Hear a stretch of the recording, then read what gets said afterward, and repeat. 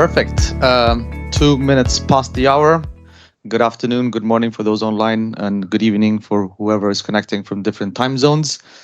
Welcome to this session where we're looking at discussing together on how we will brainstorm on the ideas and the sort of initiatives that will, help us navigate the future of information management in humanitarian ecosystems. I'm Guido. I work myself for iMMAP, and I'm delighted to be here today to moderate this panel discussion. For those online, please do ask questions in the chat. We're monitoring the chat, and we basically can take those questions. You can as well unmute yourself when we have the question answer session if you want to actually intervene directly yourself. And for those in the room as well, feel free to as well interrupt whenever you feel so necessary. Just raise your hand, and maybe if you can give your name and the organization you work for, and feel free to interact with the panel members that we have here today. Let's go with the first technical glitch. Future is there. Yeah. Perfect. Today, we have a very experienced panel that is set up over here. I have on my right Mohamed Bello, the country representative for Jordan. Jeffrey, I think a lot of you might know him, Villaveses. He is the country representative for Colombia, and he as well has an oversight on another few countries in the region. And then we have Bertrand Rukundo, who is our head at the global level for everything that is related to innovation, technology, and business development. Perfect. With no further ado, I will start with a diagram that I think a lot of you are familiar with, the humanitarian program cycle. And this diagram is crucial in terms of positioning the way we do humanitarian coordination at the country level, at the operational level. And as you can see, information management is at the center of this. What does information management mean, though? What are we looking at? Information management, when it was defined with the HPC almost slightly more than a decade ago, had a specific reference to what it was. Are we still looking at information management with the same lens and eyes as of today? Are the set of competencies, the set of profiles that we're looking at the same ones?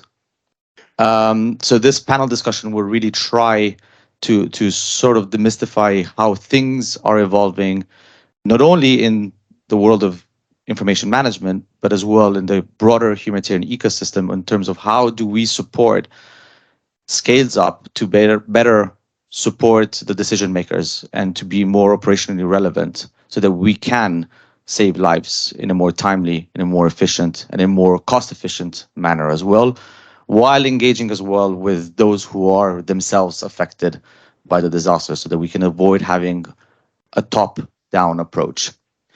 Information management, if we look at how it is basically pictured in terms of a diagram, in terms of a flow, we're referring to all the process that basically gets and starts from the data collection, the data cleaning, the processing of data, the component that is related to the analysis so that we can basically then visualize, create products, and transform the data into information.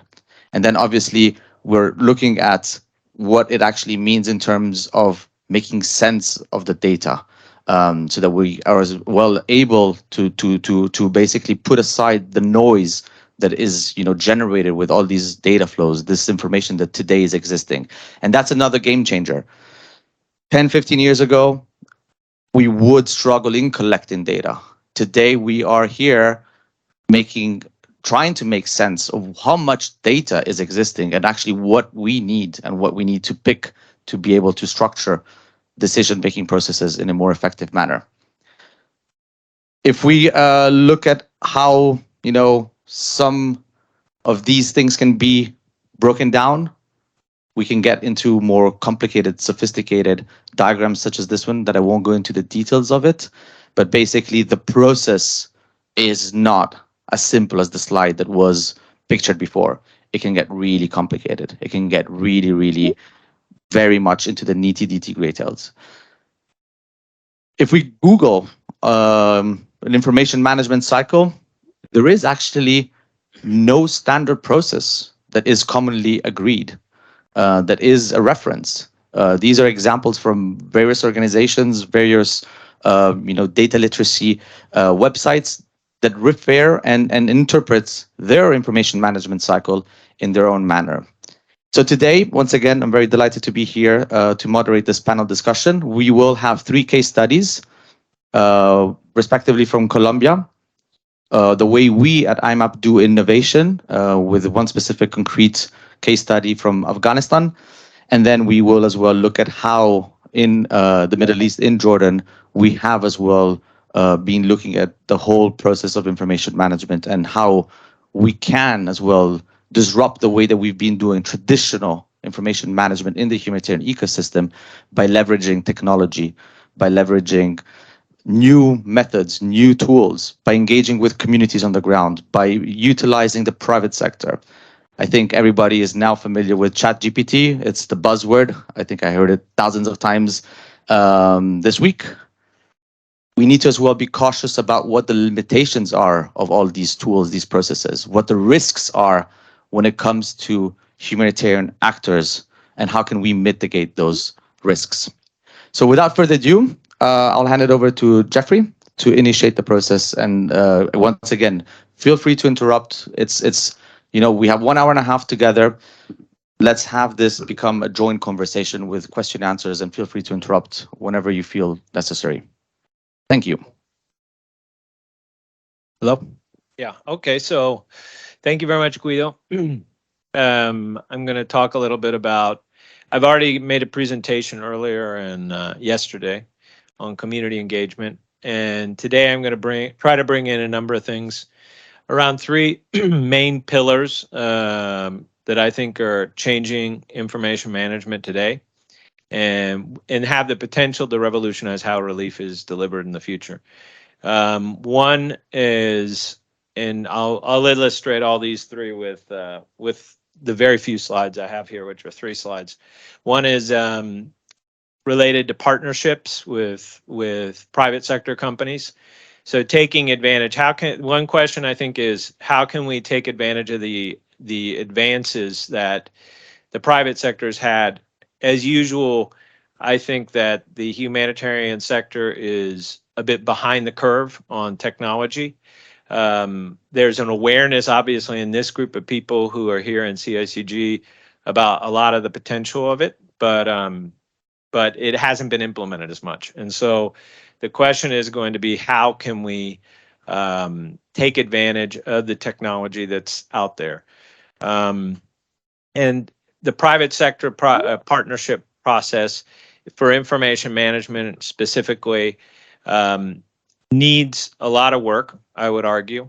I think there are different organizations such as NetHope, for example, which has done a lot for connectivity, for example.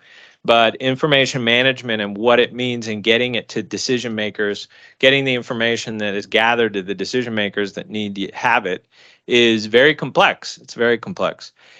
And we combine that with community engagement. So that's the presentation I made yesterday, which is focused on the desire, which is very evident, to have communities take a leadership role in decision making around assistance. It's nice as a buzzword. It's very interesting as a concept. But in practice, how much is this being implemented? How meaningful are the decisions that communities can make? I would argue that technology is the route for effectively bringing communities in and having them make decisions. And that means that we need to change who the protagonists are in the entire process. This whole humanitarian programming cycle is organization focused. So even from iMMAP, I often make the observation that we're generally understood to be a humanitarian to humanitarian organization, H to H. Is that the best orientation? Or should we be a community engagement organization? We could be both for a while as well, or we could facilitate community engagement within other organizations. But what does that mean? There's a lot to really unpack and analyze as far as how that can can become a reality. But the tools are there. The technology is there. It's a question of how can we make it a reality. And the third just has to do with a lot of the new technology. What I like about generative AI is that it allows for creativity. I think that the future is not going to be just with engineers. I think it's going to be with artists, with people who really have creative ideas, and they're going to have tools that allow them to engage with information management in a way that was never possible before.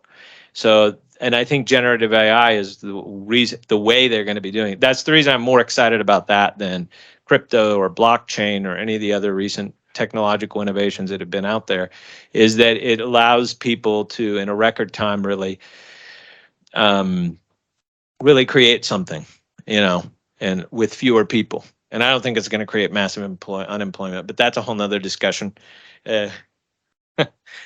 So this is a pilot that we did that I think this is the most exciting project we have as far as use of technology in Colombia. We have it as a regional project. Currently, it's in Colombia, Panama, and Costa Rica. And I don't know if you're familiar with the context of the migration towards the United States from Colombia, from Venezuela principally, but not only. Now there are a whole bunch of countries that Haitians were actually the primary population that was originally trying to go to the U.S. through starting out in Brazil. Interestingly, from all the way back from the World Cup, there was a big group of Haitians that went there and worked, and then they decided, hey, it actually makes sense to try to go to the U.S. from Brazil. And a lot of others are catching on, let's say. You can see videos on TikTok that show how to get through the Darien. How long does it take to get here? What is it like if I go with this organization or that organization? A lot of concerns there, like what is the information being given? But the reality is that people are finding ways to share information about what their experience is and trying to go to the U.S. That's the way I would summarize it. The question is, so UNICEF was interested in looking at new ways of looking at the migration pattern. So the traditional way is you put a few people in different locations to collect information, and then on border crossing points. But the one question is, how do you know where the border crossing points are, right? So if people, for example, are being suppressed, that they go after them in one or another place, well, they're going to change where they go. So you're going to have a lot of confusion there when you try to get people. So this whole area there, we have the main departure point is pretty much determined, which is Necoclí, but it's not the only one. There are actually people go to the other side here, which is interesting, the Chocó side, which is in the middle of the jungle. And there are people, horror stories of people trying to go that way. It's just insane, because every single time they take a boat to go to the next town, they say, oh, we'll take you to Panama. Just give us $500 more. And then they don't take them to Panama. They take them a little bit further, and then they do it again and again and again and again. So you have all these desperate people asking for relatives to give them money. So you have that's like the less tread areas are actually worse. But it's amazing how people will go to almost any length to try to migrate. After they've started the trip, they'll go. So we have here a number of traditional data collection points. What we did was we started working with, I'll show you what's up. So we have different places where UNICEF is working directly with these the migrants, and they have specific mandate as UNICEF, which is focused upon children and adolescents, and profiling them and understanding their needs, repositioning assistance. So this can all be understood to be in the context, I'd say, of anticipatory action as well. I know that was one of the questions, if this panel was going to deal at all with anticipatory action. I'd say definitely that this technology is moving that direction. If you look with communication with affected communities, the survey that was done originally with migrants, very clear that more people receive their information over WhatsApp than any other way. Radio, TV, whatever, they go through WhatsApp and Facebook as well. And so we looked at using WhatsApp to basically put a QR code in different locations, and having people not download an additional application, which is a burden, right? And also takes up space on your phone. But using WhatsApp, which you also have to take into account, is a tool that, as a communication tool, it's the most economical, because even after your data runs out or your text messages or whatever would run out, you can still have a week. To give you an idea, in Colombia, I don't know exactly the exact price in each country, but it's around 25 cents for 1 week. You get a top up. That is accessible. So that's why migrants, they don't cut off your it's 2,000 pesos. They don't cut off your access to WhatsApp after your data is used. So people continue to use the WhatsApp as the only, and they also often include other things like Facebook and Waze. But the goal here is to make use of a chatbot. So we created a chatbot. A lot of chatbots are coming up and coming, and I think this is the way surveys are going to be done more and more in the future. And at the end of the day, it gives us information. But what do we give them? We're an information-based organization. Well, what makes sense is to give them information. So we worked with premise data as well, to collect information at different points and to understand the offerings, the response capacity in different locations. GIFM and others and R4V have maps already of where there's available assistance. So when we receive information of where a migrant is, we ask them also where they have received assistance. That gives us a new data point, and then we go look at that data point, and we update the locations that we have. So the question there is basically, we're giving them information in exchange for information. We don't have a cash. If you have a cash-based transfer program, for example, everyone's going to sign up. That's what happened with NRC, for example. They used the WhatsApp chatbot for beneficiary identification, because people want to be in the cash-based transfer program. So they'll give a lot of information in exchange for that. And so I'm not going to give you the details of all the results, but I'll give you a general idea, like exactly what we can get out of that. So what can we offer them? You can see different areas there, and what can we demand from them? So the supply and the demand as far as what we can do with an information exchange.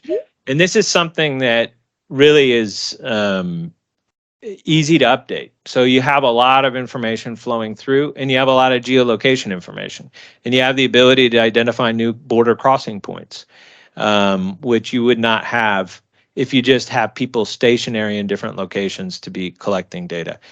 And the goal, this is where, I mean, obviously there's going to be much more work. This has only been since January we've been doing this. We've done other chatbots in the past for cash-based transfer, beneficiary identification, like they did with Ukraine. But so over time, I think that the potential here, the idea is that this is going to be expanded to some other countries. They have to be defined exactly which ones they will be.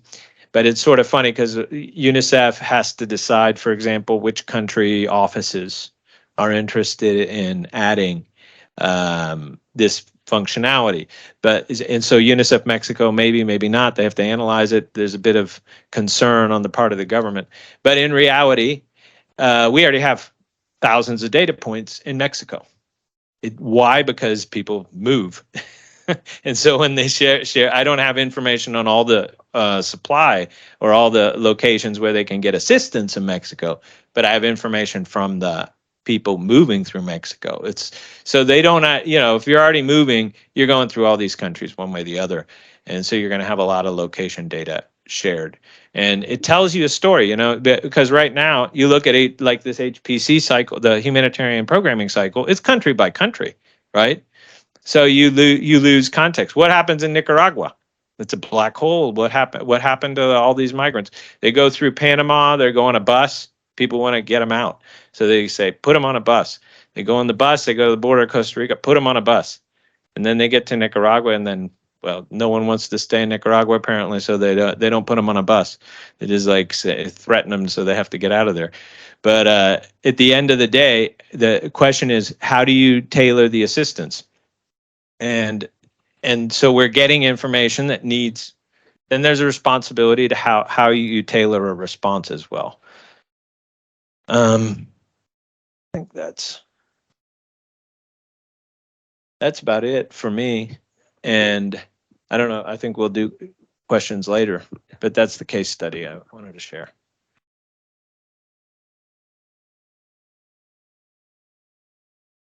Yeah, thank you very much, Jeff.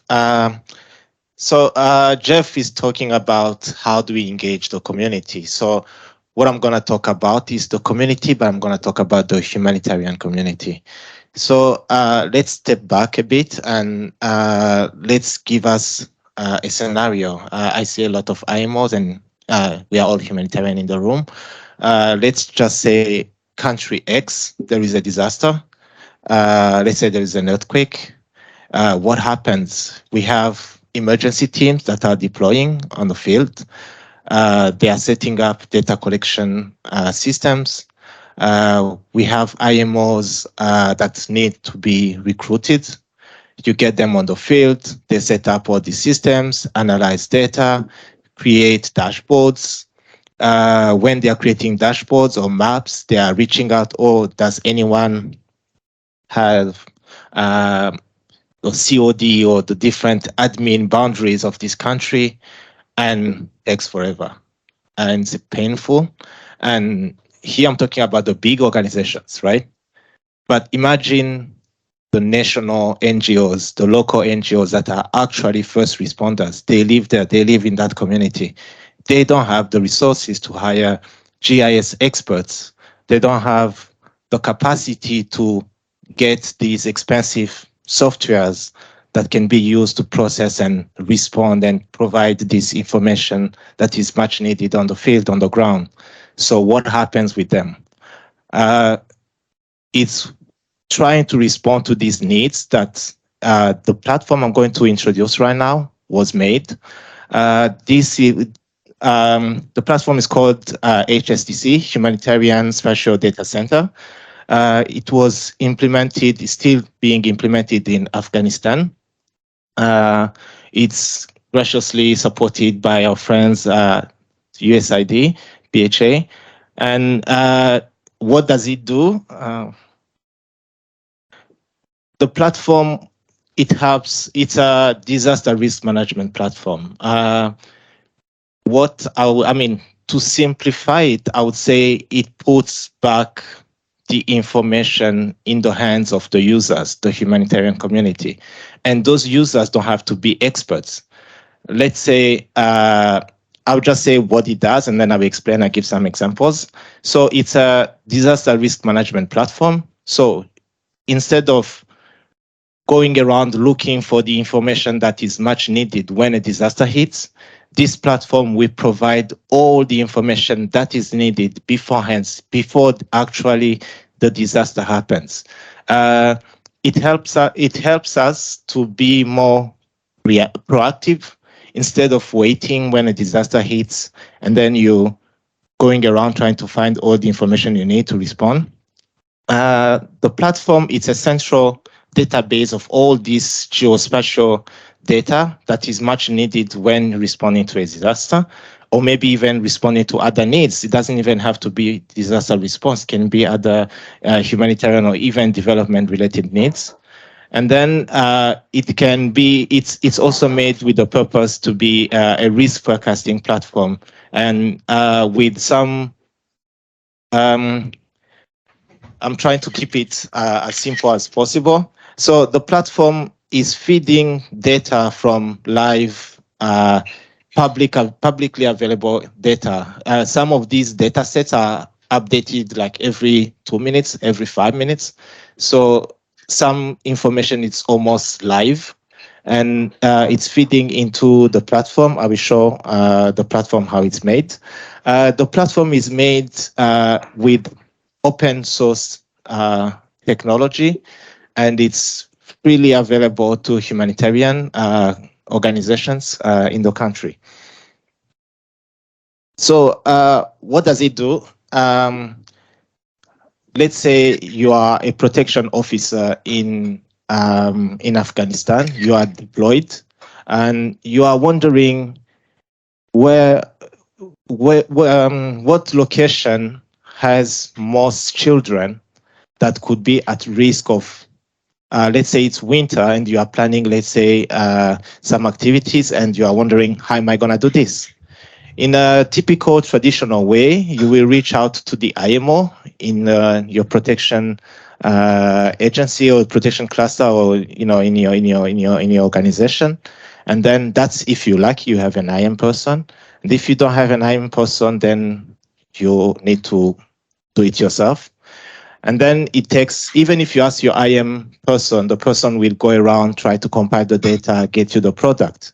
But then what we are doing with the platform, it's putting the power in the hands of the humanitarian actors. What you can do, you can open the platform, there is a dashboard, and then you can select what you need. So you can triangulate population data, weather, landslide risk, avalanche risk, earthquake, accessibility, and so on. So you can pick different thematic risk, and then you can tailor them to a specific area, a province, or a smaller geographical area. And then you can have a dashboard that you can easily use for your decision making, or you can put in your presentation, in your report, in your advocacy documents. And at the same time, the data behind this dashboard is easily downloadable. You can download it. You can download the dashboard. You can use that quick, simple IM product for your needs. Is it perfect? Maybe not. Is the pie chart can be improved? Maybe. But then the idea is not about being perfect. The idea is about being able to respond as soon as possible and have that information handy whenever you need it. And so on the platform, you get multiple type of products. You get dashboards. You get interactive maps. These maps, this is just an example. On the screenshot, if you can look here, I just selected Kabul as the area, and then the web platform will select the region. And then I was like, you have different type of layers. So I selected seismic intensity. I selected the roads. I selected the population density. So I just selected these three. We have multiple type of layers. So just selecting these, in case there is an earthquake in Kabul, we already know which area is most at risk. You see the area that is red, and then you see the roads, the accessibility. You can also access security information and different. I'm just giving like a few examples. So there is there is a huge amount of data points that can be used according to your needs. And then that map you see over there, it's an interactive map. You can select, let's say, settlements, and you can see the different settlements of people. You can put your mouse on the map. You can see how many people are there. And you can even download this data in Excel format, or you can use it in your other products. So this is just an example of what you can do. There is another feature called Settlement Inspector. So in this Settlement Inspector, you do the same thing. It's dynamic. You select a point. Let's say you are a security officer, and then you have staff that are traveling to the field, and they need to know, is this road available? Is this road accessible? Was there an avalanche the past 2 days? This is how you can use this kind of tool to have an overview in a very quick and fast matter. This is another tool. So it's static maps. So you can download different maps, and these maps, you select the layer, you select what regional area you need, and then it will make the tool, it will make the map for you with all the different features. So the data behind this, we are using publicly available data sets. Some data sets are not, we get the data sets from publicly available data sets, but also from other partners like PDC, like Premise. Sometimes they provide some as data. Different partners can provide data to us, and we feed into this kind of platform. So why are we talking about the platform today? I mean, this is not a typical, it doesn't fit in the typical traditional way we're doing information management. We're giving back the IM products, putting it in the hands of the end users. Yeah, thank you. I will hand over back to Bello for Thank you. Thank you so much. Actually, I've seen some faces from my presentation earlier this week, and I'm going to borrow some slides also to show. Maybe if you notice, this panel is mainly consist of iMappers and all from iMMAP, but what make it also special that we're working with different organization and in different crises. So there is some sort of a diversity of topics and more focused on information management and the application of information management in a global level. So my example, like, thank you so much, Jeffrey and Petra, for your presentations. I'm going to touch base on the last example that we have. I'm not going to spend that much time. I'm just going to run you through 2 slides to show an example of what we are implementing, not in Jordan, basically, it's basically in Syria, and more focused on a specific cluster, which is the food security cluster. We have one of the project that we have is funded by BHA. It's focused on food security and food security information. And we produce few products such as the integrated price monitoring, wheat and bread processing facilities, MAP and wheat barley processing facilities, and so on.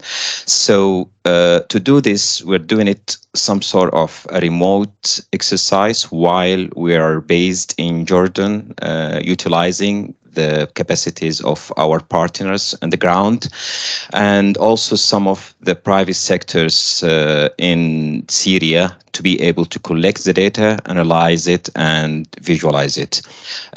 This is kind of, it sounds maybe a bit like traditional life cycle of an information management, with some tweaks that we adopt and some additional techniques that we added on the top, so we'll be able to produce this specific products or information product.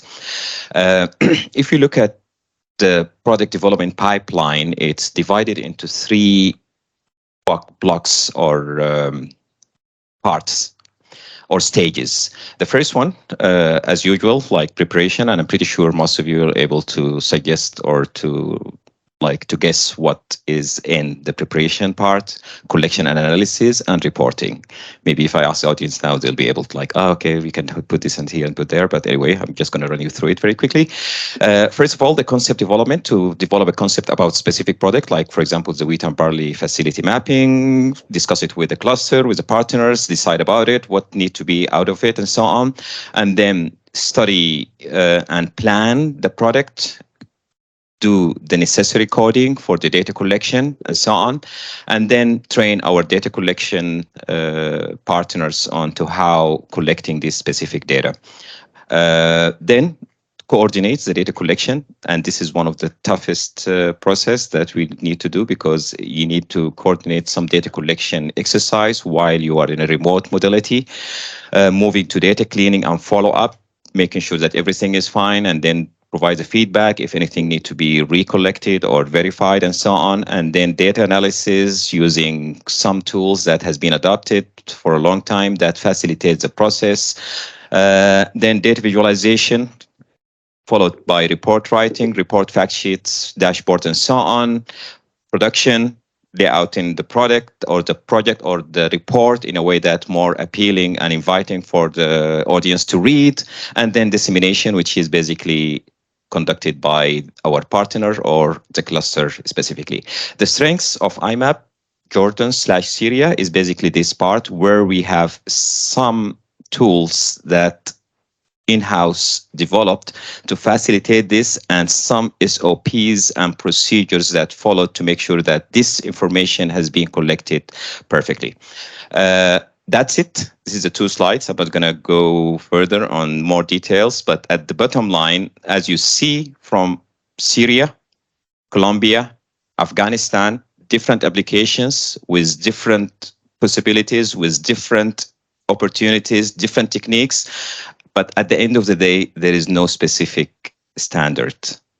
It's everywhere because IM or information management is able to observe all types of technologies on it. So, audience, who is humanitarian here? Of course, everyone, right? Maybe a bit of private sector. And who is an IM focused? Raise your hand, please. 1, 2. Okay, interesting. So we're expecting more of IM people that they'd like to learn about IM. Okay, at least, actually everybody is an IM as long as you have an Excel sheet that you're working with or you're reading maps or whatever. Like you are an IM. Let's agree on that. So you as an IM person, tell me what is the main challenges that you have while you are working with IM? Just a 1 keyword.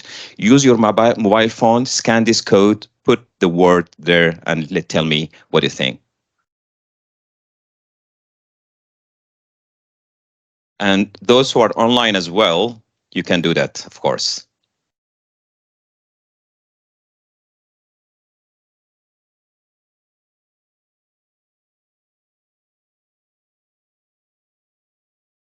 This will help us to trigger the discussion. Of course, data quality, amazing. Security, coordination, 1, 2, 3, 4, 5, 6, 8. Accuracy, of course. Data quality, timeline. This is 2 main issues. I'm pretty sure that given us a lot of perception. Mismatch, admin boundaries across the. This is an OCHA person. Who said that? Mismatching the admin boundaries across data set. I'm pretty sure this is OCHA person. Data quality, timelines, accuracy, of course. Data accuracy, amazing.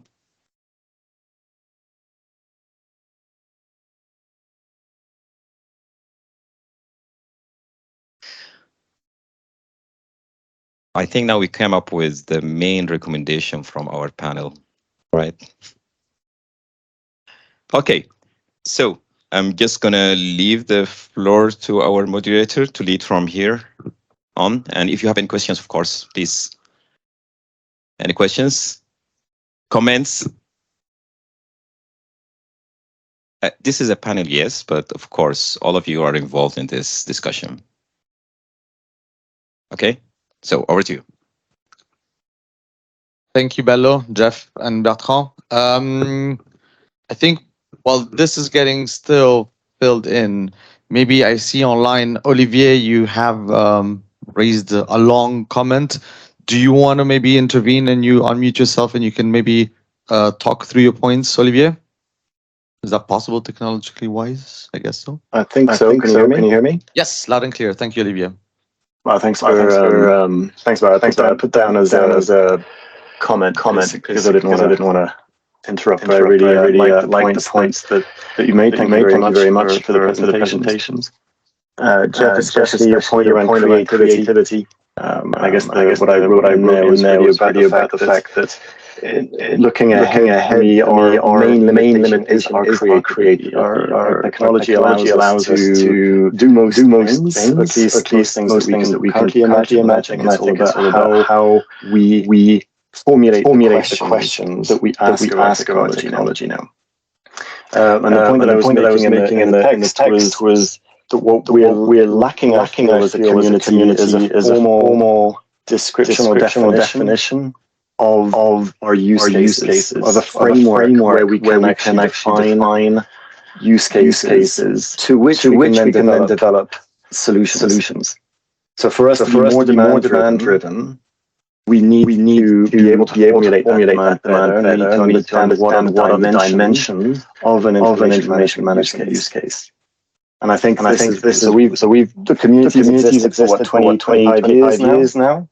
It's been a very organic growth and sort of development process. And it might be time for us to talk of what we've learned, more importantly, what are the dimensions of work that we do. So what I'm suggesting in the text there is the dimensions you mentioned already, the humanitarian program cycle, you mentioned the information management cycle, there's also the disaster management cycle, prevention, anticipation, preparedness, response, recovery. There's the dimension, the analytical dimension. There's the thematic of work dimension. So as we untangle these different dimensions, we can then recombine them into very specific use cases that allow us to reference solutions, reference good practice, and more deliberately learn from one another against those specific use cases. And also identify where there are gaps, more deliberately identify where a combination of different dimensions leads to no solution. That's where we need to work on and develop. So I suppose to wrap that up, I guess the point I'm making is can we collectively come up with a framework like that? Can we develop a framework that angles the different dimensions of information management use cases? Thank you, Olivier. For those who don't know, Olivier is a director at Esri here in Geneva. And so, yeah, Jeff, do you want to react to that point? Thank you, Olivier. That was great to listen to you take apart and analyze how we can improve IM. And I think all those points that you mentioned are relevant. What can I add? I mean, it's basically a question about. I agree with you that we need to dissect the thing a new way, and we need to use the tools that we have. When I'm thinking about community engagement, I'm thinking about as far as demand driven. How do we orient all of our work towards the communities that we serve, and how do we actually listen to them with the technology that exists in a way that's responsive? So when we talk about the meaningful leadership roles that they're expected to play and that they're supposed to be engaged in the entire response from the design phase through the delivery, that sounds great, but how are we going to accomplish this? And so the questions that I think need to be framed are around this. So first question would be, is the humanitarian programming cycle, which has the HRP, RMRP, other types of plans, is that doing that? Is that accomplishing that? I mean, that would be a question to ask you. And if it's not, then what has to happen? And, is it possible to adapt what exists? I don't think you have to abolish things necessarily, but you have to think, okay, this is we created these types of tools 10 years ago or however long it was, and that there were certain conditions then. Now we're in a new phase. So what needs to happen?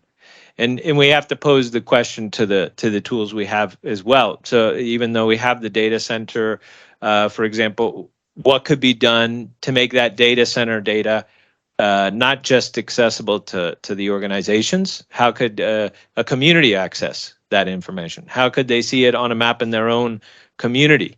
Because we always say the first responder in a disaster is the community.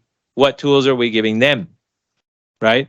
So that sounds overwhelmingly difficult if you look at it from just thinking about our earlier tools. But if we're able to somehow take advantage of all this new, and I think we have to tackle it with the private sector in a very deliberative and systematic way. We have to have them look at the tools that exist too with us and give us advice, be humble and really look at what's been done and recognize that there's a lot of room for improvement. Thank you, Jeff. And once again, Olivier, thank you for your input. Any questions from the audience in the room? Yes, I'll just be running to you. But then the problem is that those online won't hear you. Hi, I'm Nicholas, data engineer at ACAPS. So I have a question in two parts, perhaps a little bit more on the practical side of things. So for the project on Colombia, for example, you Jeff, talked about using the private sector. How much of that project, for example, is internal capacities of iMMAP, and should those be built? And how much of that is the private sector? And then following up on that, how much of this is thought of as a community project where people from other organizations, private people, people in tech, how can they contribute to the code, to new features, to new ways of using the data, showing the data, and doing something with the data? Thanks. So, I mean, in all the project proposals that we're making, we always include a number of private sector partners. So in this particular case, we have premise data to do the data collection for certain data collection. So when we have to target a place, you know, we don't ask a migrant to go to a specific location to tell us what assistance is available. We pay someone to do that through Premises app. So that's a private sector solution, and we've been working with Premise for years, because when I try to sell the private sector, I want to be very clear, and Chris Watson is here as well from Premise, that it's something that has to be worked on between us. Sometimes the humanitarians sort of, because we have knowledge about certain things, like how do we work with communities, how do we protect them with our processes.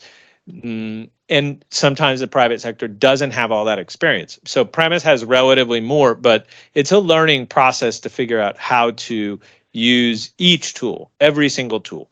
So, and every tool needs to be adjusted and improved for this type of purpose. So if we want to engage then with Facebook or with Google, or with in this project, we also engage with a software development company to do the chatbot development, right? Then we have to have them as partners. The way I see it is we have to work on things as partners, include them in meetings, and consult with them. And it doesn't mean iMMAP will always be right. It doesn't mean that the private sector partner will always be right. We have to come to a solution. So that's what, and we'll make mistakes along the way, and we have to be careful how the relationship is managed. You know, when a mistake is made, because they're made, we find the solution. And if everyone's working in good faith, it'll work out. Now, at the same time, is, for example, their access to the data there's a lot of protection concerns for migrant data. So UNICEF is the one that makes the calls. UNICEF is the holder of the money. They've received money from more than one donor, for example, for that project. They have to navigate as well. What is the purpose of this versus, for example, DTM, or what DRC is doing in the region with the MMC? With the Mixed Migration Center data. So there's a whole bunch of initiatives. You don't want to have duplication. And at the same time, there's restrictions on who the data is being shared with. Who needs the data? Probably a lot of organizations need the data. When we work with communities, this wasn't my example here, but that's also a question. So the community gives us the data. We need to give it back to them, right? And at the end of the day, you have to figure out what is the safe way to do that to. How do you do that? How do you, if we're talking about a protection issue or something like that, they need to understand, they often understand their risks better than we do, obviously. But the way they accept and they decide how to deal with risk is different than what we perceive. That's always been an interesting debate to have. Who is protecting who, and and what is the responsibility there? I hope I'm answering your question well. So we don't have like access to the data for ACAPS or for any other organization right now. But I think that it makes sense, like, to have certain scenarios like that. Like UNICEF at a global level, they have different. What is the name of that?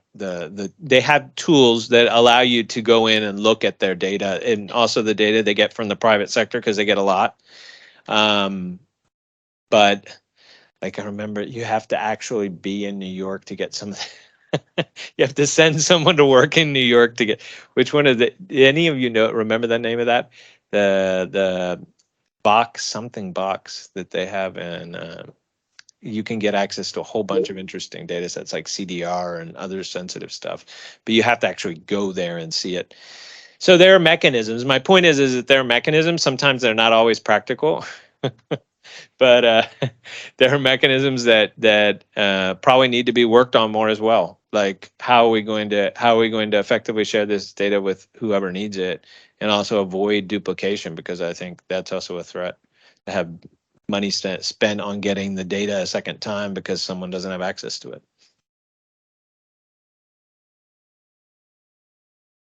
I just want to add something. I don't want to sound like a broken record, but this is why we are here. This is why we're asking these questions. We want to know, how can we work together? We are extending the hand to other partners, other organizations working in information management.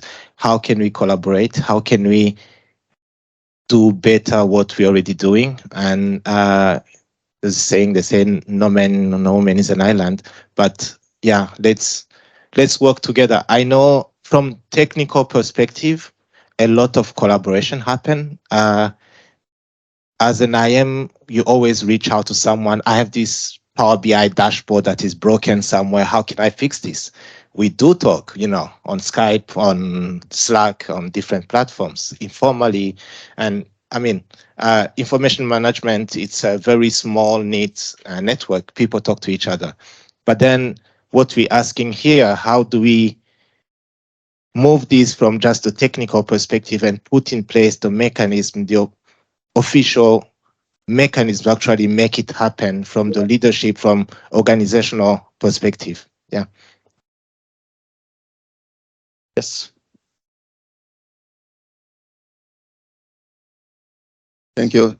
Just to add up on some of the points raised by the colleague who just asked a question, she was asking part of the fact that iMMAP uses the private sector. Is there some technical capability that we need to absorb, or do we need to continue kind of subcontracting that to the partner? So I just want to say that if you want to remain humanitarian, we don't need to absorb and develop all of those capacity internally. It will take us too much time. We take into account turnover. People leave one organization, go to the next one. So there are things that we should not be even trying to develop the capacity internally. If that capacity is already somewhere, humanitarian or private, I think we should be able to feel comfortable and go in and use it as long as it's cost effective and address the problem we are trying to resolve.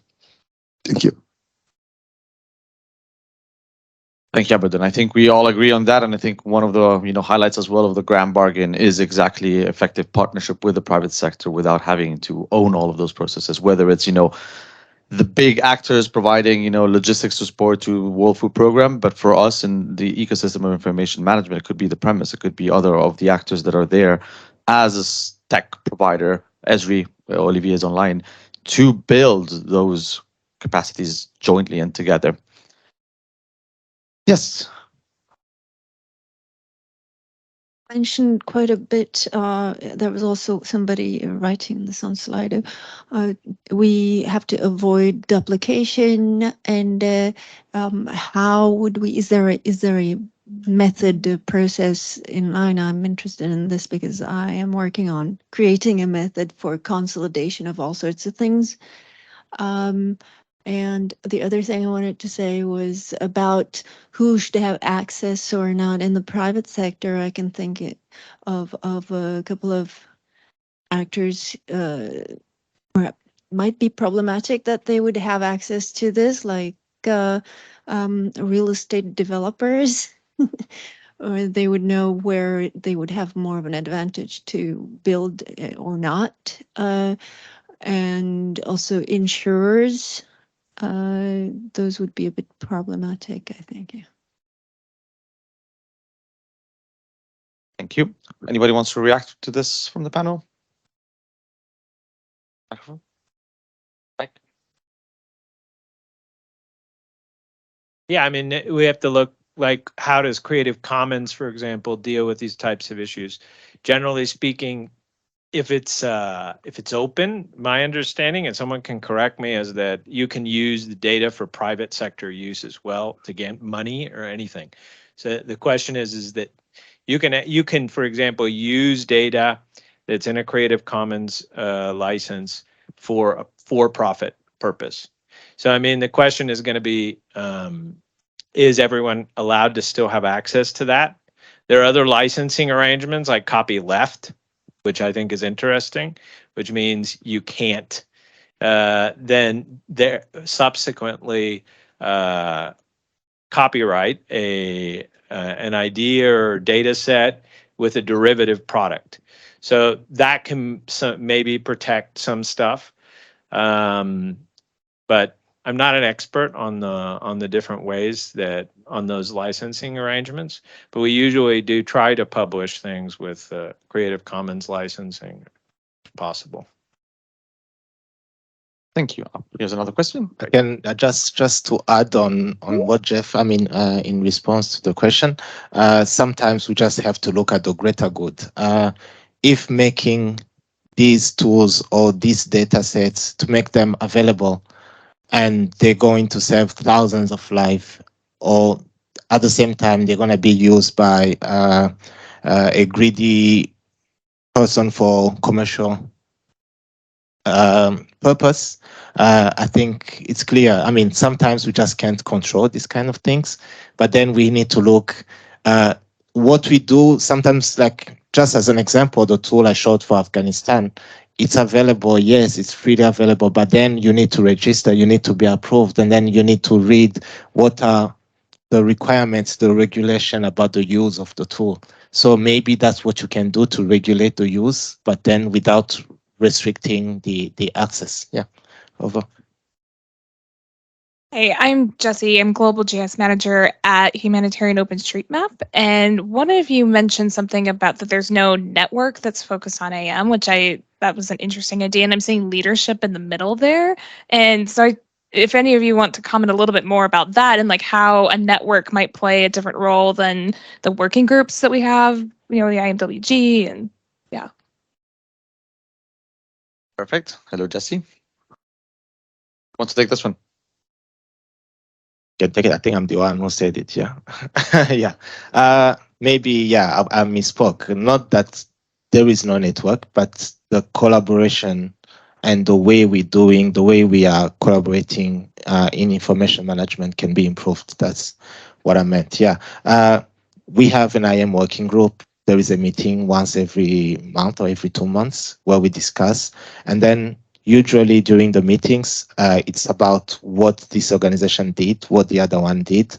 And I know this question has popped up when they ask, what can we do better? And it's work in progress. But then maybe instead of just waiting to talk once every month, we should have a specific discussion, maybe, I don't know, a workshop or a 1 week brainstorming session where actually we focus this discussion on a specific topic of collaboration, because we all have some strength and weaknesses. How can we bring together what we are best at? And because in the end, we all work toward a common goal, which is alleviating the suffering of the humanity and the human beings. And yeah, so how can we do that all together?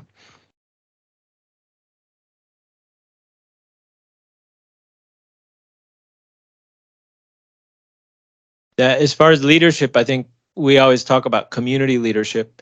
My question is, how can we have communities participate in these types of spaces in some way? And I don't know exactly what the solution is, but there's definitely more potential for networking. I mean, we're in the epoch of social media, right? Why can't we incorporate community leaders in these types of processes? So we have a very traditional IM working group set up with just an H2H kind of relationship. Where's the community? We have organizations that do present the perspectives of the community, but how about we have community leaders appear somehow, depending on the topic or depending on the area? Why can't we tap into that local knowledge and have them present in the discussions in some way? And I think there are a lot of tools now available. And so we have to think about what is the potential with social media to bring them in and maybe have a little bit of disruption in our meetings, and all of a sudden have someone pop up and say, hold on, listen, we're here on the ground and we don't see this as a priority. What are you guys talking about? And like maybe have us reevaluate what we're doing sometimes.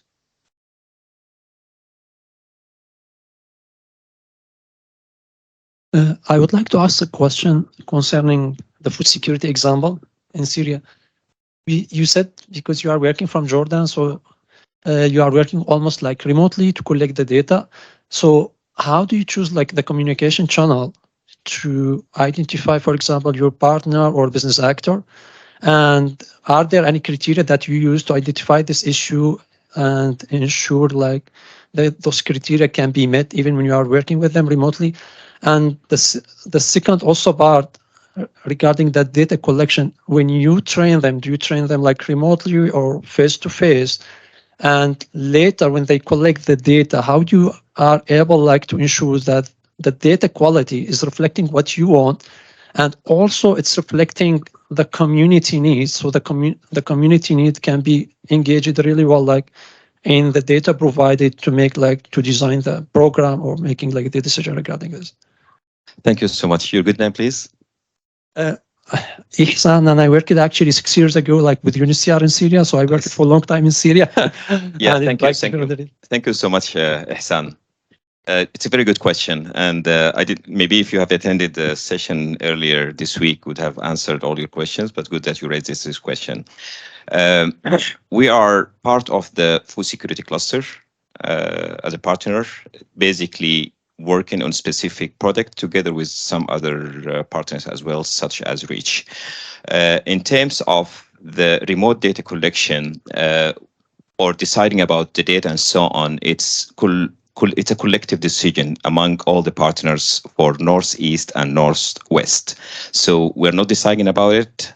The team or the group for the food security cluster who are the one who decide on what data and what report even needed and what indicators need to be collected first.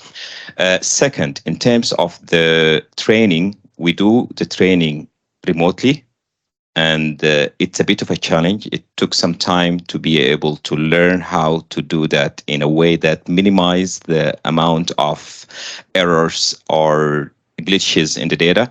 And even after the data has been collected, or while the data is collected, we have some checkpoints that we created and SOPs that will validate the data and making sure that it works. This checkpoint has different ways to look at. Like, for example, one of the simple example, of course, we're using the famous Kobo data collection tool. But then in Kobo, you have the start and end of the session or the interview or the data collection. If this, for example, the start and the end of the session, the duration of this particular entry is exceeded the expected time. For example, we're saying that it's going to be 1 hour questionnaire, and if it exceeded the 1 hour, went to like extra like half an hour or something, that means there is an issue either with the training or with the beneficiary. And also if it's less, also there is some other issues, and this is more serious. That means there is cheating there and filling up whatever it is, and that's it.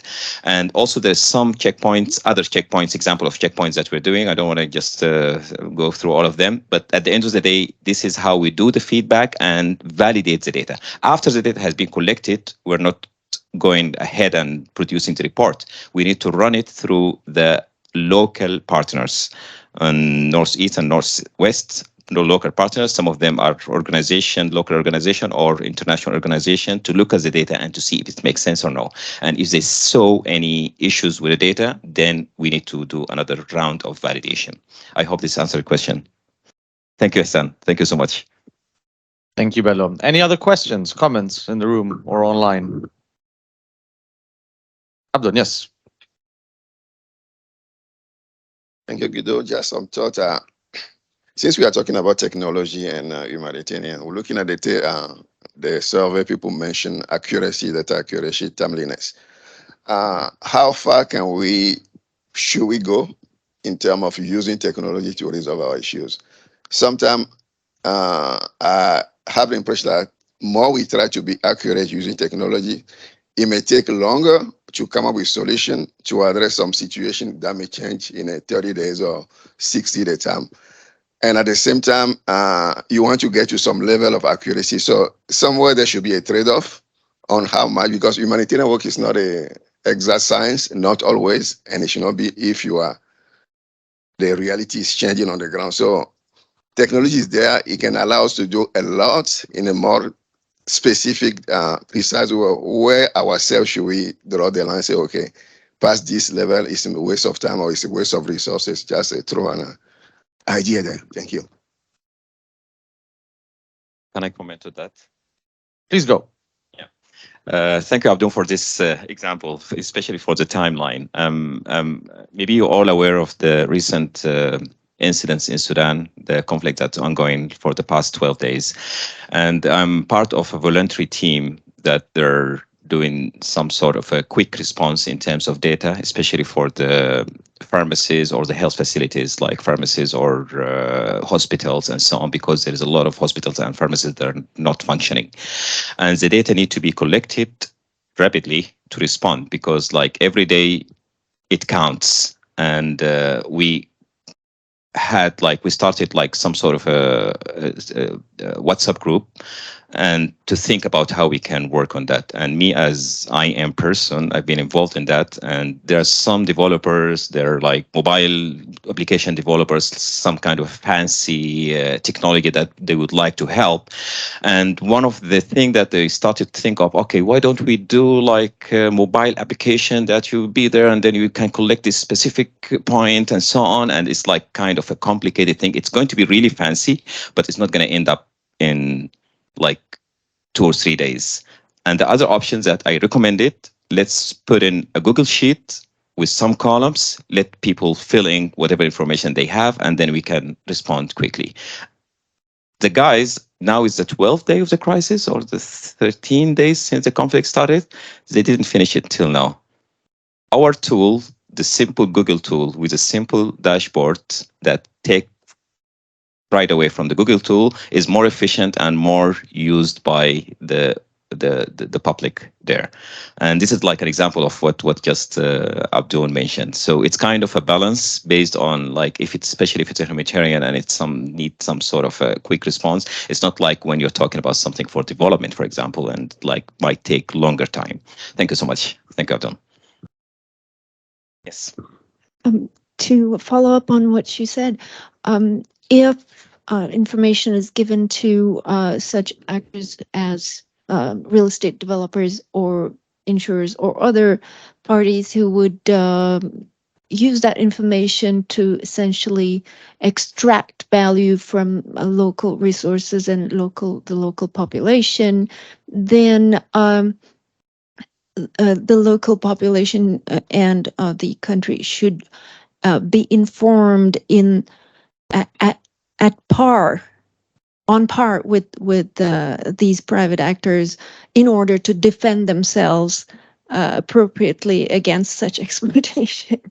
That was my thought following what you said. Oh, absolutely. I think all of the systems and tools that we've been presented today, again, are strictly compliant with interagency standards in terms of mitigating any risk of exposing data protection and any other sort of sensitive data that could actually be misused, because otherwise we would put ourselves and the people that we're trying to serve in situations that we really want to avoid to do that. So that is something that I can confirm that is the case. Any other questions or comments? Yes, please. Let me run again. I didn't have my coffee today yet, so this afternoon. I had them this morning. Hi, hello. My name is Łukasz Kruk. I'm with the REACH initiative. We are huge fans of iMMAP, obviously. Thank you very much for the presentation and the very interesting examples. I have a little bit complex question. It's going to be a little bit of a build up to it, but I'll try to make it clear. So I really like the examples you guys give of technological solutions to information management challenges, right? Like if I see an online GIS platform that is built on open source, that encourages participation, that you guys really make good job of advocating for it and inviting us to look at it. I think that's great. This really ticks all the right boxes in my mind. But looking at this word cloud of challenges, like the biggest one is obviously leadership. And I think any technological platform that exists, doesn't matter how good it is, it can be absolutely fantastic and really solve all the issues from the technological perspective. Sooner or later, it's going to crash against the challenge of leadership or authority or UN endorsements, and all of us essentially having to collectively agree that, this is the source of truth. This is what we say is, I don't know, the name of the admin boundary or the number of affected people in a particular camp or whatever other data fact you want to agree on. So the question would be, what is your experience in gaining those endorsements? Because sooner or later, this has to go into HNO, it has to inform the humanitarian response plan, and you need OCHA to rubber stamp any particular figure, any particular name, any particular P code. So how does that conversation go? What's the best way for this conversation to be efficient, effective, and productive? Thank you. That's a great question, and I see that the panel is silent now. Who wants to take it? Yeah, it's I don't know. That's a $1 billion question. So what I can say so far, how we do, we talk to the people in charge of leadership, and in terms of IM, usually coordination is done usually by OCHA, and we have the different IM working group at country level. And there are these discussions where we look at the issues, we look at the challenges, we try to solve them together. And when I say together, it's different actors in information management. But then what is lacking for me, that's just my personal perspective, is having these mechanisms more on a global level, where we have these different framework, like what Olivier said. Don't we need the GIS framework, have this mechanism in place so that they can quickly be activated whenever there is a need, instead of there is an earthquake today and then we spend 2 weeks having meetings and meetings and meetings. And then after 2 or 3 weeks of meetings, decide, okay, who's going to be doing this, who's going to do that. And then after 4 weeks, you realize that the admin 3-level boundaries are not correct in the country, when actually you could have gotten this years or months before. And, if we had these mechanisms that can be activated on the spot, that would be much easier. Imagine just a simple example. I showed the example of Afghanistan. Imagine if we had the same thing for the Horn of Africa. This is a region where we have recurring issues, drought, flooding, conflicts. There is a lot of things happening in the area. And it seems we don't learn. We keep making the same mistake. We keep reacting to issues instead of being proactive. Imagine if we had all this population data rain and all this information already available, already preset, all these admin boundaries already preset months or years before actually a disaster hits. Can you imagine how many lives will be saved? You know, instead of just waiting at the last minute and then to try to get funding and write proposals and spend weeks and months writing proposals to get funds to save lives, when actually these lives could be saved before. One last point, just giving the same example. Imagine Horn of Africa. We have like these, talking about new technology like Earth observation, where we can use satellite imagery and we can detect surface water level in a country or across multiple countries, right? And then you can actually detect a drought months or 2 or 3 or 4 months before the drought happens. And if we can have these early warning systems in place, then we can see something is going to happen. We can avoid nutrition issues. We can put in place, we can work with these organizations like WFP. They can already start prepositioning life-saving food or non-food items before actually the crisis happens. So, and even beyond the humanitarian response, when you think about the cost effectiveness, it's much cheaper than responding when it's already too late. So yeah, I don't have one solution or one fit all kind of solution, but I think it's really high time. This is why we're having this discussion. It's high time we challenge ourselves. I remember when we made the title of this discussion, where we say revolutionizing, and we're like, there is revolution. Why using revolution? But I guess, yeah, let's challenge ourselves and let's look at our actions in the mirror and say, hey, how can we do better? Yeah.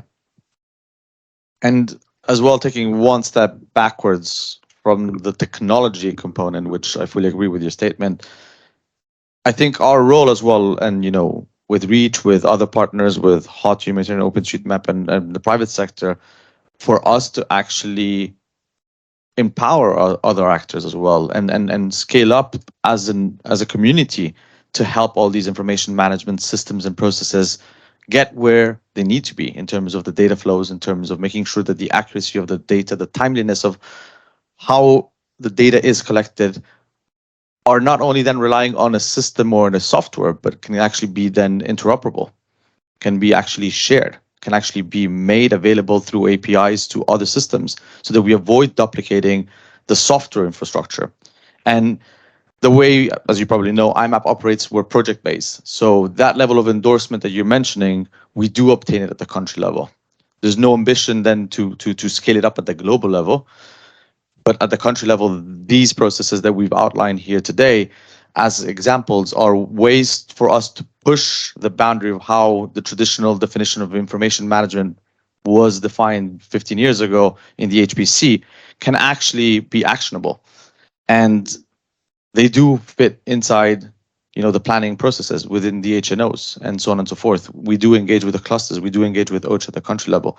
And again, to make sure that we are enabling their mandate in terms of coordination and making sure that we are serving with data actors for the better good. Welcome. Questions, comments?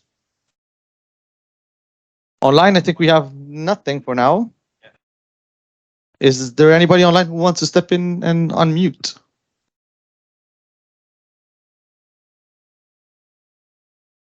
Yeah, a comment or question, anything? Abdon, yes. Thank you. The last question, even though we are talking about humanitarian context here, when we talk about leadership, the tool we develop, and I like your idea to have a way of transferring the data somewhere so that tomorrow we don't go back and start from afresh. So that's where the ownership also question is, but I don't see as a humanitarian, it cross into the next use and the development. Because when a crisis goes down, everybody leaves, humanitarian pack their luggage, and then humanitarian donor also leaves. And they leave the space to the development actors. But so far, where we are in front, from what we see is that whatever data set is created during an humanitarian emergencies or set up after 10 years, 5 years. When development actors come, they don't even think about going and see what's there. They will restart from scratch. That's why. So there should be a way we can transfer whatever knowledge was acquired during humanitarian and pass it on. I don't know if you go to the government, because that's the only institution that does never leave, stay there, so that when the development actors come, they can pick it up from there. And then when a crisis like those are kind of up and down comes, you return and you still have some data that are still valid, but we are not there. So that's a whole area of thinking that we don't have an answer for now. Thank you. Thank you, Abdon. And actually, that links very well to what I wanted to ask the panel members, and it was not planned. So thank you for raising that. You mentioned technology and the challenges of it. And Abdon, you mentioned as well the transfer of ownership. And my question to the panel members is, what are the risks and challenges as well of these systems, of these processes? Because again, you know, it requires capacity. It requires skills. It requires knowledge. It requires tech setups. And often in the context where we operate, those are not necessarily all the time available at the local level. There's challenges in that regards. So how can we as well be better prepared as a humanitarian community from an IM perspective to make sure that whatever you guys have presented, and thanks again, can actually be scalable, can actually be used when we leave, when we're not there? So again, what are the risks and what are the challenges for the work that you guys presented in just literally 1 minute each? Who wants to start? Yeah, you have the microphone there. Thank you. So I still see it more as an opportunity than a risk, although there's always obviously risks. The biggest one is that you just fail. So that can always happen. You have to be able to adapt. And but the question I have is that the way we're doing things now is not sustainable and it's not cost effective lots of times. So to be able to, we aren't scaled now. Like humanitarians aren't scaled. They don't cover the entire area of any emergency practically. There's always huge areas left out, and so I think the potential exists for having cost-efficient new uses of technology that we haven't thought of that will allow us to have a much greater reach. So one of the things I thought was funny was with the CTO of NRC was explaining what their biggest problem with the WhatsApp chatbot to identify beneficiaries for Ukrainians was, and it was that they had too many people registered. So they had 600,000 people registered, which I thought was amazing. And so they had all these people profiled. I mean, imagine how many people, they know where they are. They can ask them where they are. Then you have the question like, who can you share the information with? Because they have this first mover advantage of getting all that, and they have all the consent.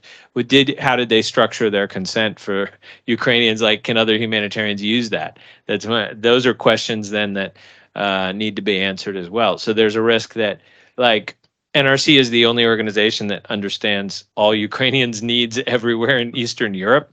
That's kind of, I don't know, weird. For me, it's funny. It shouldn't be funny, but that's my sense of humor.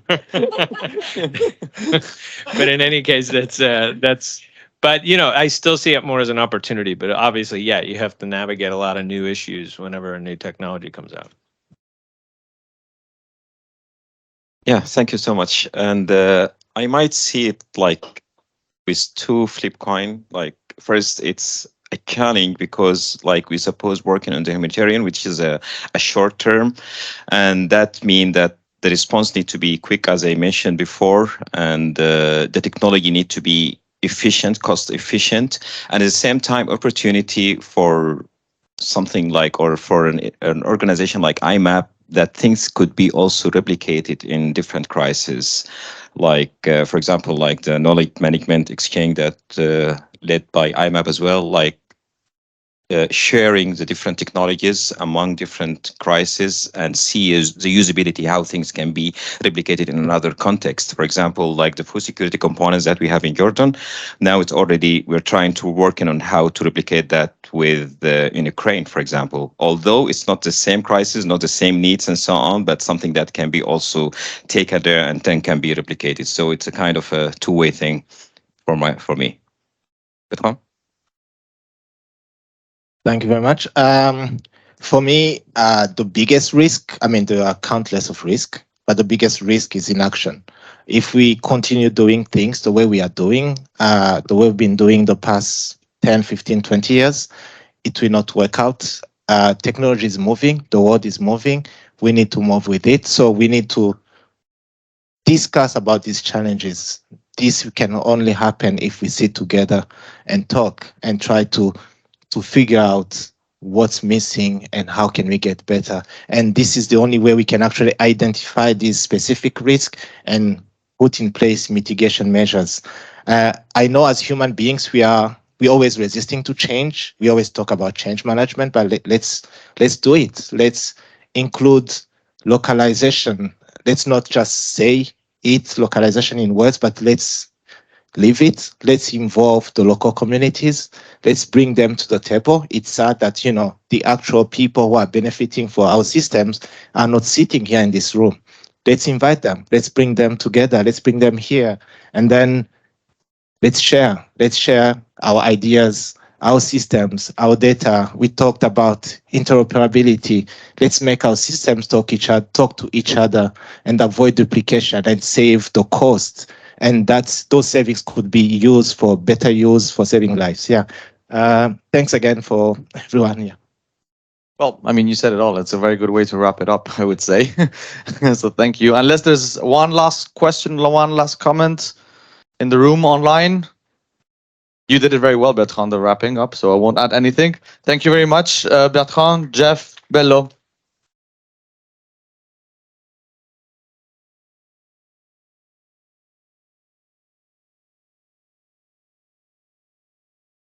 And thank you for those who are online as well. Thank you.